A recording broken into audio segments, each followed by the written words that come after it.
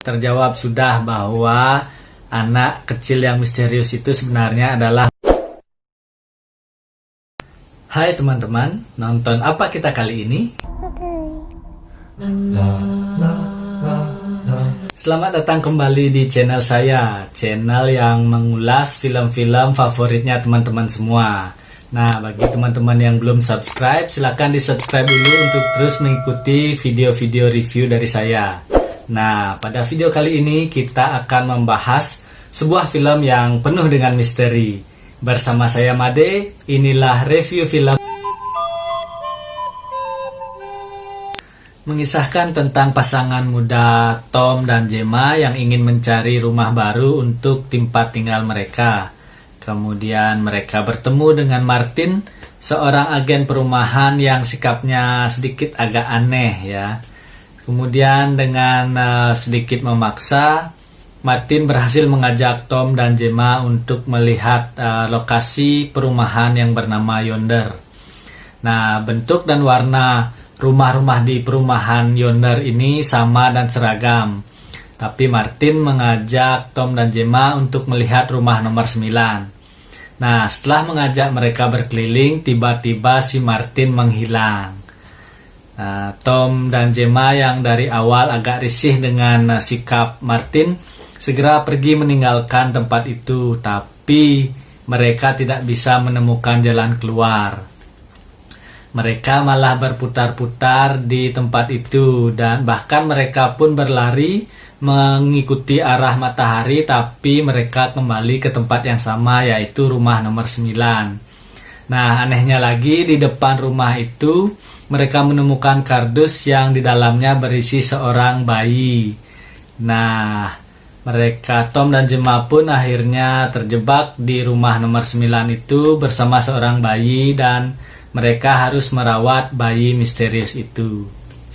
Vivarium adalah film thriller fiksi ilmiah yang disutradarai oleh Lord Khan Finnegan dan dibintangi oleh Jesse Eisenberg sebagai Tom, Imogen Poots sebagai Gemma, kemudian Jonathan Aris sebagai Martin, Senan Jennings sebagai si anak misterius, dan Eana Hardwick sebagai si anak misterius yang sudah dewasa.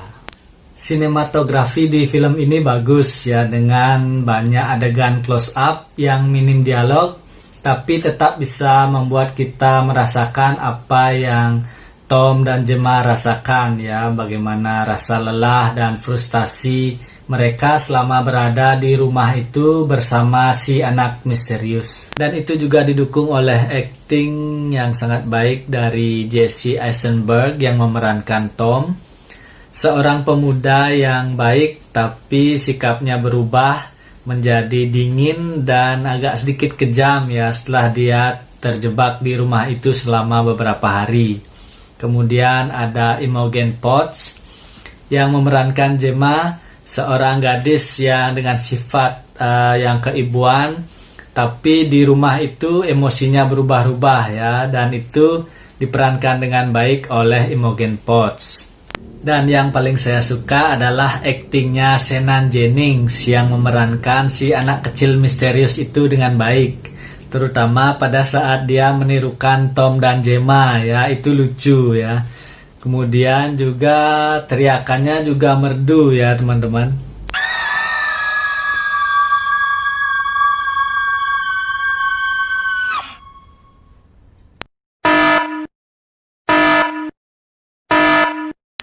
Nah, sekarang kita akan membahas cerita filmnya. Jadi bagi teman-teman yang belum menonton film ini dan tidak ingin terkena spoiler, bisa men-skip video ini. Tapi bagi teman-teman yang tidak ada masalah dengan spoiler, atau bagi teman-teman yang sudah menonton film ini, mari kita bahas filmnya sama-sama. Jadi teman-teman, saya yang awalnya duduk santai menikmati film ini, tiba-tiba harus garuk-garuk kepala ya, memikirkan apa yang sebenarnya terjadi dengan mereka. Tom dan Gemma tidak bisa menemukan jalan keluar dari perumahan Yonder itu. Mereka berputar-putar dengan mobilnya, bahkan sampai bensinnya habis. Kemudian mereka bahkan keluar untuk berlari mengikuti arah matahari, tapi tetap saja mereka kembali ke rumah nomor 9 itu. Bahkan ketika Tom membakar rumah itu, tapi rumahnya tetap utuh ya, itu kan tidak masuk akal ya. Atau jangan-jangan mereka sedang bermimpi. Dan bagaimana dengan anak kecil itu, siapa dia sebenarnya? Nah, banyak pertanyaan dan persepsi yang muncul di kepala saya.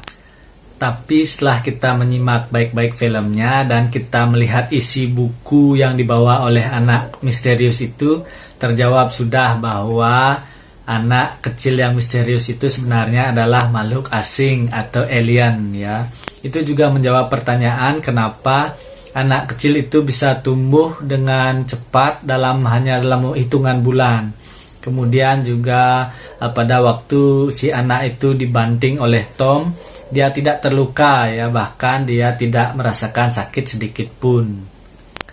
Jadi teman-teman, di dalam buku itu ada gambar seorang pria dan wanita, dan di tengahnya ada gambar seorang bayi, dan di atas bayi itu ada gambar planet atau gambar apa aja, saya kurang ngerti juga, tapi yang jelas itu menyatakan bahwa si bayi daripada alien itu akan dirawat oleh pasangan manusia.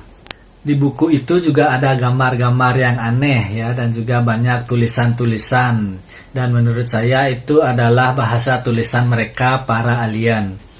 Dan juga menurut saya buku itu adalah buku sejarah atau buku pelajaran ya, yang harus dipelajari oleh si anak alien itu, sehingga dia bisa tahu siapa dirinya yang sebenarnya dan apa tujuannya hidup di dunia ini, di bumi ini. Kenapa alien melakukan hal ini? Mungkin karena para alien ingin hidup di bumi bersama para manusia. Oleh sebab itu mereka harus beradaptasi. Nah, caranya adalah dengan belajar langsung dengan manusia. Belajar berbicara, belajar bertingkah laku, dan lain-lainnya. Untuk mewujudkan hal itu, para alien pun membuat semacam penjara ya, dan sesuai dengan judul film ini yaitu vivarium, yang berarti tempat buatan yang dibentuk menyerupai habitat asli pada ekosistem. Maka penjara itu pun dibuat menyerupai perumahan ya. Jadi para pasangan manusia diculik dan dibawa ke perumahan itu atau di penjara itu, kemudian dipaksa untuk merawat bayi-bayi para alien. Number 9. Number 9 is not a starter home. This house is forever. Penjaranya sebenarnya cuma satu ya, yaitu rumah nomor 9. Itulah mengapa setiap Tom dan Gemma lari, mereka pasti kembali ke rumah nomor 9. Dan rumah nomor 9 itu pun berlapis-lapis ya. Itu terlihat pada saat Gemma jatuh ke dalam basement. Dia melihat beberapa manusia juga yang terjebak di sana bersama anak aliennya masing-masing. Yang sungguh tragis di sini adalah sebenarnya pasangan manusia yang terjebak di rumah nomor 9 itu tidak akan pernah bisa keluar ya, entah dia akan mati karena kelelahan, atau kalau anak itu sudah dewasa, dia akan mengubur hidup-hidup manusia yang merawatnya. Film ini juga mengandung kritik sosial ya, bagaimana seorang ayah yang bekerja terlalu keras sampai melupakan istri dan anaknya. Kemudian seorang ibu yang walaupun berat dan bagaimanapun lelahnya tetap menyayangi anaknya. Dan juga seorang anak yang ternyata adalah seorang peniru yang hebat ya. Jadi dia selalu memperhatikan kedua orang tuanya dalam berbicara maupun bertingkah laku, kemudian menirunya ya. Jadi bagi para orang tua, kalau ingin anaknya berbuat dan berkata yang baik, harus mulai dulu dari diri sendiri. Dan juga pesan kepada pasangan muda bahwa kehidupan berumah tangga itu adalah sangat berat, maka dibutuhkan kesiapan fisik dan mental sebelum memutuskan untuk berumah tangga.